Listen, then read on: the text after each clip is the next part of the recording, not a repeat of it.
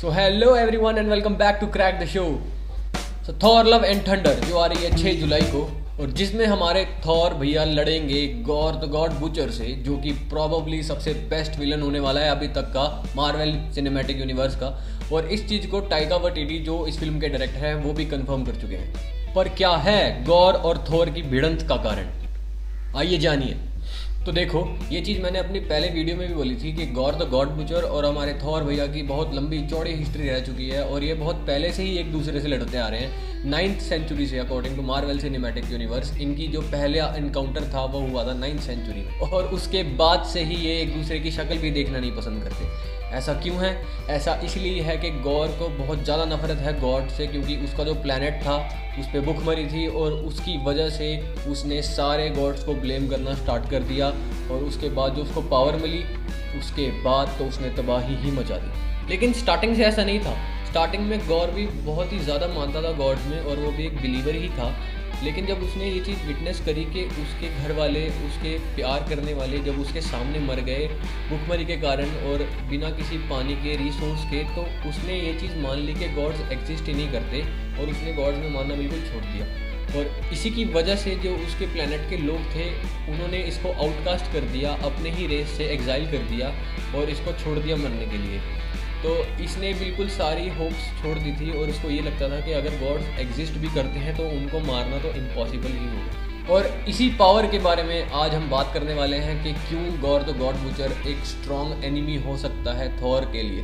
तो एक सिंपल सी बात यह है कि गॉर द गॉड बुचर का जो मेन सोर्स ऑफ पावर है वो सिर्फ ऑल ब्लैक द नेक्रो स्वॉर्ड है, जो कि ओरिजिनली क्रिएट किया था नल ने, द गॉड ऑफ डार्कनेस, बहुत पहले जब सेलेस्टियल्स के साथ उसकी लड़ाई हुई थी।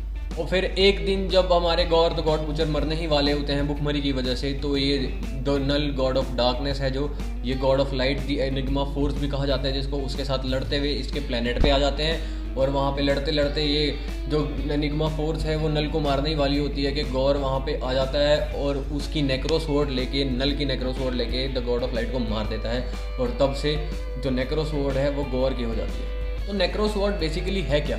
तो देखो, Necrosword the first ever symbiote created by Knull है, और जो भी इसके साथ बॉन्ड बनाता है ये उसके होस्ट को अमेजिंग लेवल्स ऑफ पावर प्रदान कर देती है, प्रोवाइड कर देती है, जिसकी वजह से उसका जो होस्ट होता है वो अलग ही लेवल का पावरफुल हो जाता है, अलग ही लेवल जो अनलिमिटेड हो, जो सोच से भी परे हो। ऑल ब्लैक द नेक्रो स्वॉर्ड इतनी ज़्यादा पावरफुल है कि उसने एक ही स्ट्राइक में एक सेलेस्टियल का सर धड़ से अलग कर दिया था, और बाकी सारे सेलेस्टियल्स वो देखते रह गए थे, वो कुछ भी नहीं कर पाए। तो सोच के देखो, अगर ऐसी पावर किसी भी नॉर्मल ह्यूमन या फिर एलियन के पास आ जाती है तो वो कितनी तबाही मचा सकता है इसे। और यही चीज़ होती है गॉर के साथ। जब ये दोनों गॉड्स फाइट कर रहे होते हैं, यानी कि नल और the God of light fight कर रहे होते हैं, तो गॉर को रियलाइज़ होता है कि नहीं, गॉड्स आर किलेबल, वो मर सकते हैं, उनको मारा जा सकता है। और जब उसके हाथ में द नेक्रो स्वॉर्ड की पावर आ जाती है तो वो तो अलग ही लेवल का पागल हो जाता है, अलग अलग गॉड्स को एनस्लेव कर लेता है, मार देता है, जान से काट देता है उनको, और अलग ही कॉन्क्वेस्ट पे चले जाता है कि दुनिया में जितने भी गॉड्स हैं उन सबको मार देना है मुझे। और जब ये बात थॉर को पता चलती है 9th सेंचुरी में,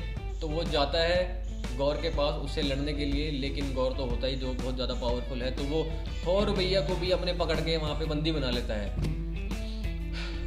क्या करें इसका? तो अगर कोई भी पोजेस करता है ऑल ब्लैक नेक्रो स्वॉर्ड को, उसको ये बेसिक पावर्स तो मिलती हैं, जैसे super strength, super speed, super agility, invulnerability, flight एक ऐसी चीज़ है जो नेक्रो स्वॉर्ड अलग से प्रोवाइड करती है। यानी कि अगर आप एग्जांपल्स लो दूसरे सिम्बायोट्स की, जैसे हमने पावरफुल सिम्बायोट्स देखे हैं, जैसे कि रायट हो गया और कार्नेज हो गया, इन सब के पास पावर्स तो थी, टेंटिकल्स बनाने की भी पावर्स थी, लेकिन इनके पास फ्लाइट की पावर्स नहीं थी, जो कि ऑल ब्लैक द नेक्रो स्वॉर्ड, जो कि एक सिम्बायोट है, वो प्रोवाइड करता है अपने होस्ट को।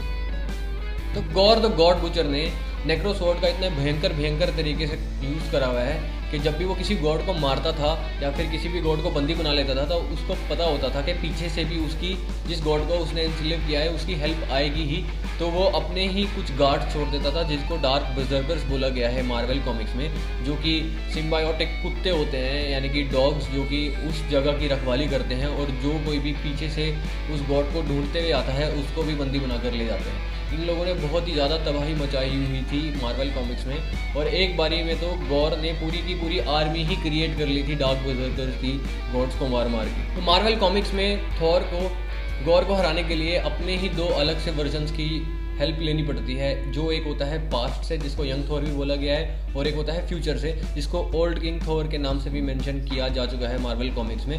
और ये तीनों मिलके ही गॉर को हरा पाते हैं, लेकिन फिर भी उसको मार तो देते हैं थ्रू हिज बॉडी, लेकिन उसकी कॉन्शियसनेस को फिर भी नहीं मार पाते, वो भी नेक्रो स्वॉर्ड में ही होती है, जिसको आगे जाके लोकी रिवाइव कर देता है और गॉर फिर से जिंदा हो जाता है, और फिर से थॉर को अपने फेलो गॉड्स की हेल्प लेनी पड़ती है गॉर को हराने के लिए। यानी कि गॉर को मारना बहुत ही मुश्किल रह चुका है थॉर के लिए पूरी मार्वल कॉमिक्स में। जब मार्वल कॉमिक्स में थॉर भैया हमारे गॉर को मार देते हैं तो वो अनवर्दी हो जाते हैं। वो इसलिए हो जाते हैं क्योंकि जब उनको रियलाइज़ होता है कि जितना कुछ भी गॉर ने किया वो एक तरीके से सही भी था, क्योंकि जितने भी गॉड्स थे वो बहुत ज़्यादा सेल्फिश हो चुके थे और उन्हीं की वजह से ही गॉर ऐसा बना। तो जब उसको थॉर को ये बात रियलाइज़ होती है तो वो अपने आप ही अनवर्दी हो जाता है म्योनियर उठाने के लिए।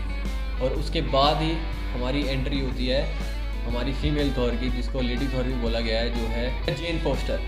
तो बेसिकली गॉर की पावर्स आती हैं ऑल ब्लैक द नेक्रो स्वॉर्ड से, और वही उसकी पावर्स का वन एंड ओनली सोर्स रह जाता है। अगर वो उससे ले ली जाए ऑब्वियसली तो वो बिल्कुल ज़ीरो हो जाएगा, अपनी ओरिजिनल फॉर्म में आ जाएगा। बट वही तो मार्वल कॉमिक्स में ऐसा कोई हुआ ही नहीं जिसने गॉर के नेक्रो स्वॉर्ड से ले लिया। और हेला ने भी एक टाइम पे नेक्रो स्वॉर्ड यूज़ कर चुकी है। हेला, अगर आपने थॉर रैग्नारोक देखी हो तो जितने भी ब्लेड्स थे जो वो अपने आप से फेंकती थी वो सारी नेक्रो स्वॉर्ड ही थी, उसको बेसिकली कंसीडर ही नेक्रो स्वॉर्ड किया गया है। तो जितने भी फैक्ट्स आज मैंने रखे उससे तो एक ही चीज़ प्रूव होती है कि gore is more stronger and powerful than Thor.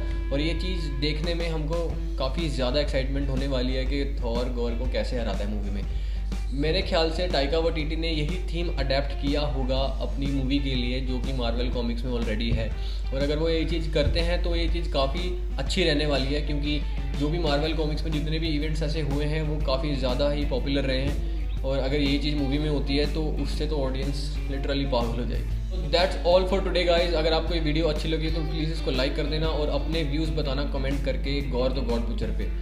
And अगर आप इस चैनल पे नए हो या फिर इस चैनल पर आ गए वीडियोस देखते हो लेकिन सब्सक्राइब नहीं किया हो तो नीचे लाल बटन है, उसको टच कीजिए, उसको ग्रे बनाइए, सब्सक्राइब कर दीजिए। Thank you very much, please subscribe कर दीजिए and stay connected for more videos.